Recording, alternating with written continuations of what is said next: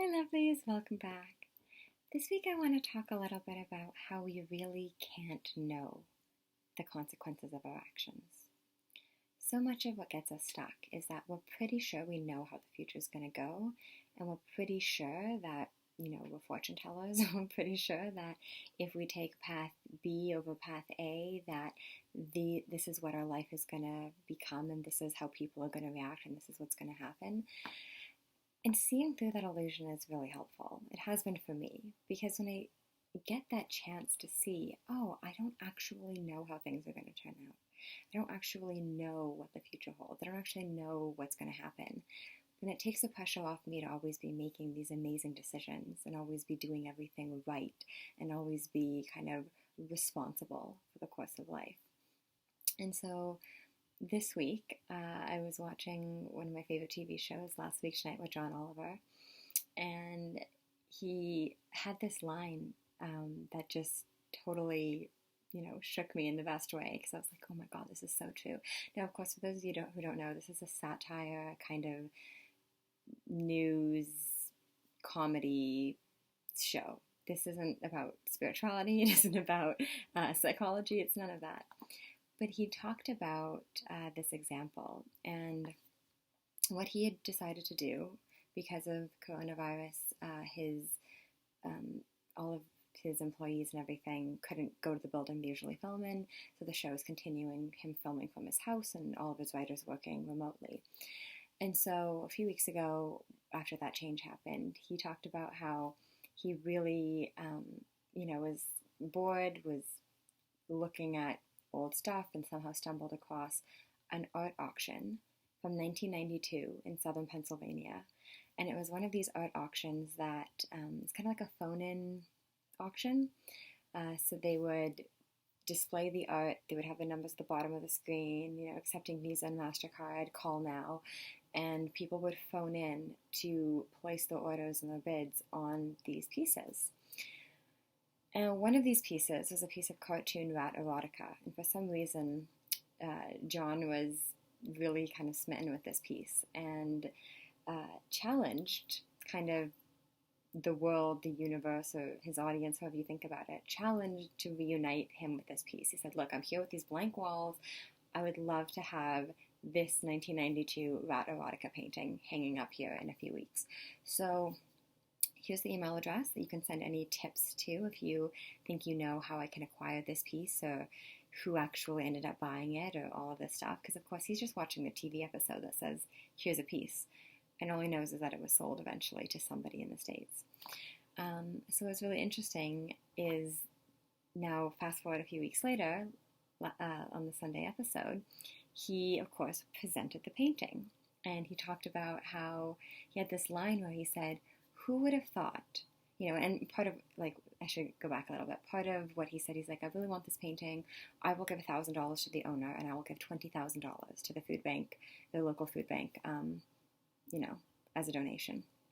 So he gets 900 emails. He finally tracks it down. He finally gets it shipped to him. And he has this line where he says, who would have thought that somebody's late night decision in 1992 to buy an $80 piece of rat erotica for their house, that at any point in the past 28 years, they could have thrown it away.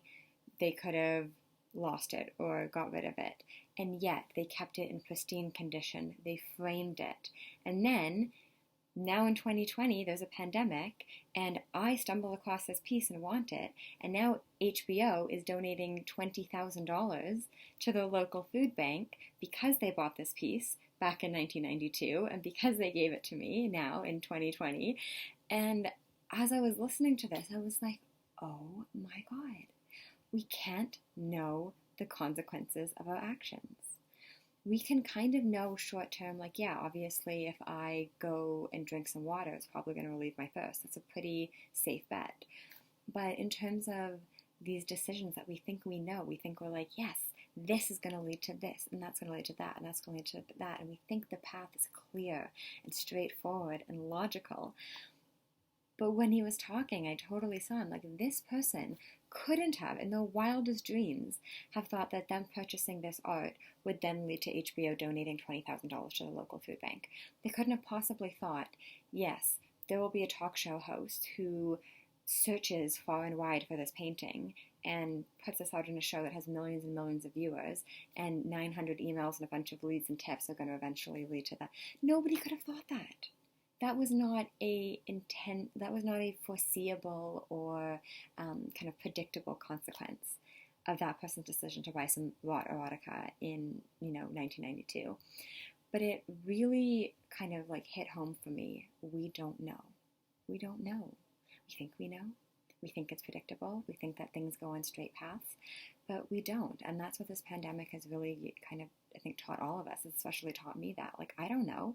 I didn't think this was going to happen. Somebody said in 2019, hey, are we going to all spend April, self-isolating, staying at home, totally reworking ways of getting goods and services to people, having major kind of economic and political shifts, seeing all of these transformations, having all of these new systems and programs come up, seeing all of this creativity in the human form and all of this kindness, I would have said, yeah, that's not going to happen.